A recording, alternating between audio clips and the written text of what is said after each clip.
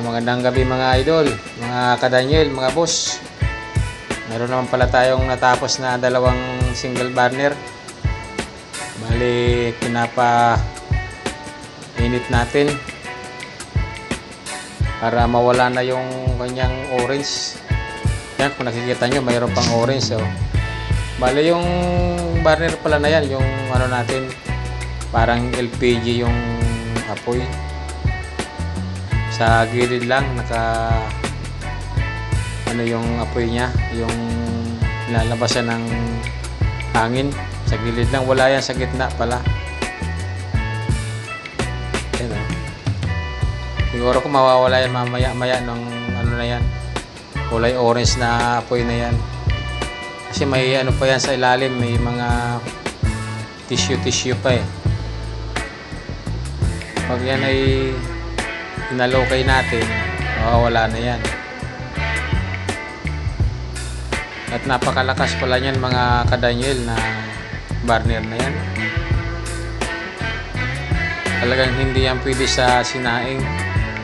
At kung gusto nyo naman na pang pwede sa sinaing, mayroon naman ako dyan na burner na para dyan.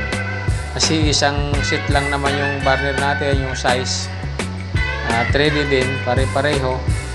Pare-pareho yung thread niya, 1 inch in PT.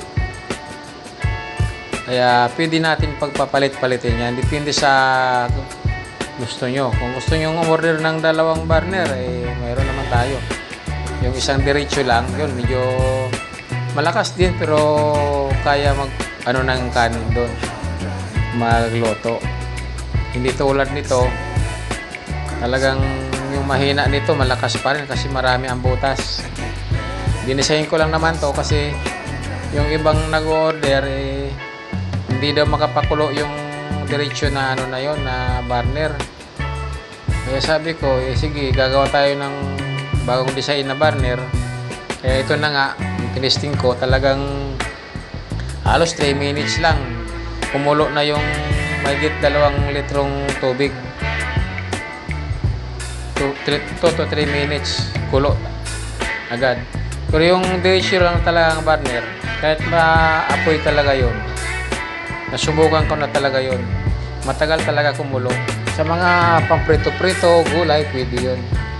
Pero yung pampalambot ng karne, talaga matatagalan sila. Kaya ito ang nababagay sa mga pampalambot ng mga karne. Itong apoy na to, kung nakikita nyo, napakalakas niyan. Kasi may pressure pa. Parang acetylene nga eh. Kaya napakalakas. Kaya kung gusto nyo, kung magpapakulo kayo, ito yung kakabit nyo. At kung magluluto naman kayo ng kanin, yung isa, yung diretso lang. Bali, mag-order kayo, 2 burner na. Yan o. Kasi talaga pwede yan sa kanin na magluto kayo ng sinayang dyan, hindi pwede. Pwede naman lalagyan nyo ng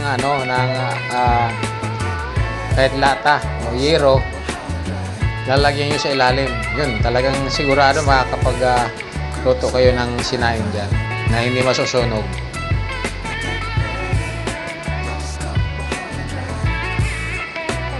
So bali, wala pang ano pala yan, walang patungan pa ng kaldero. Tinisting ko na para kung sakaling may problema pa, madali lang. Kasi yung patungan ng kaldero, madali na lang i-welding yan dun. O dyan, sa ano na yan, sa frame na yan. 4 na flat bar lang yun.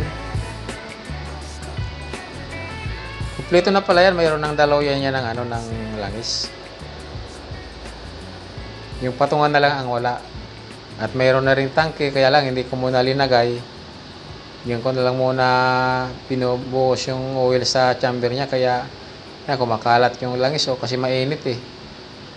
Masusunog yung kamay ko. Sobrang init. Yun Di ba okay na yung apoy niya? Hindi na siguro mawawala yung kulay orange na yan na kaunti. Pero okay lang yan. Siguro ko pag may kaldero na yan, mawawala na rin yan. Wala na rin uling yan sa ganyan na lakas ng hangin.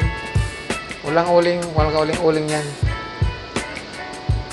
Nagkakauling lang naman na po itang kaldero pag yung mahinang hangin eh. na yung apoy walang pressure. 100% magkakauling yung kaldero nyo. Pero yung ganyan may pressure yung apoy, walang uling yan. Kahit anong kulay niya, kahit pula pa yan, huwag lang yung pulang-pula talaga.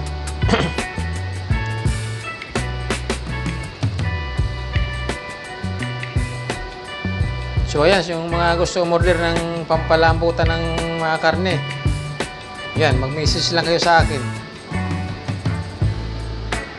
kung yan ang gusto nyong design na burner na yan.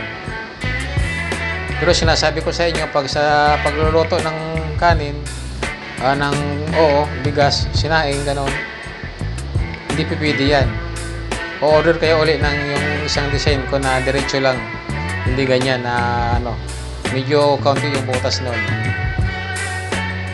Pero sa pampalambutan naman talaga ng baboy, karne, kahit anong karne, yan ang rin-recommend ko sa inyo.